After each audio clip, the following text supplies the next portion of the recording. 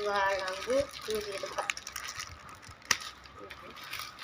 Cecek bila dengar, adik. Nak buka buku apa?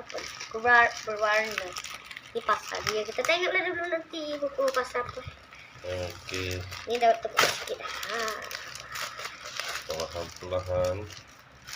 Letak atas meja baru orang boleh nampak. Ni tengah baru.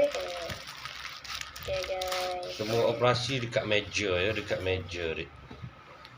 Tak apa ni kotak-kotak ni buat macam ni bagi luas sikit. Okay guys, sebelumnya kita dah beli yang ni. Tapi kita tak rekam lagi Okey. Kita dah beli. Apa tajuk tu? Girl Moment. Mama ni apa? Comfy Day. Okay, kita tengok dalam dia apa. Okey. Kita buka dengan bagus. Ini buku dia. Cantik. Kita tengok dulu.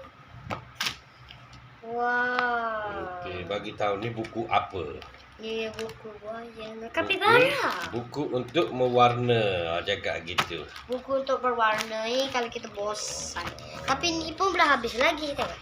Banyak lagi ni. Okey. Banyak lagi. Kalau biar cantik-cantik, cakap gitu. Kalau biar cantik tapi yang ni kita simpan dulu, kita boxing je. Yang ni habis baru kita buat. Okey. Okey, tak apalah, bye-bye. Okey, setakat ini jadi ada berapa dah koleksi buku berwarna? 2. Okey.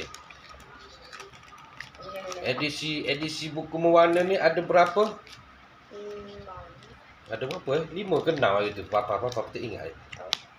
Ya tapi tak apalah. Kiranya Aira dah ada 2. Soalnya ni comel-comel.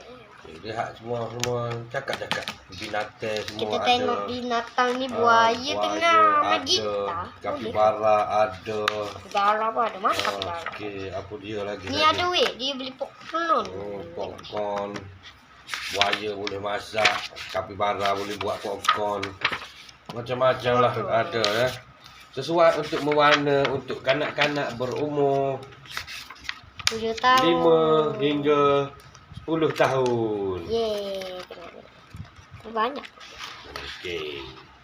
Ada apa-apa Aira nak cakap lagi? Tak ada. Ya? Tak ada. Tak ada. Cakaplah sekian, terima kasih. Nanti jumpa lagi. Sekian, terima kasih. Jumpa lagi. Tengok. Coba. Jumpa lagi di video-video seterusnya. Video-video untuk seterusnya. Bye-bye.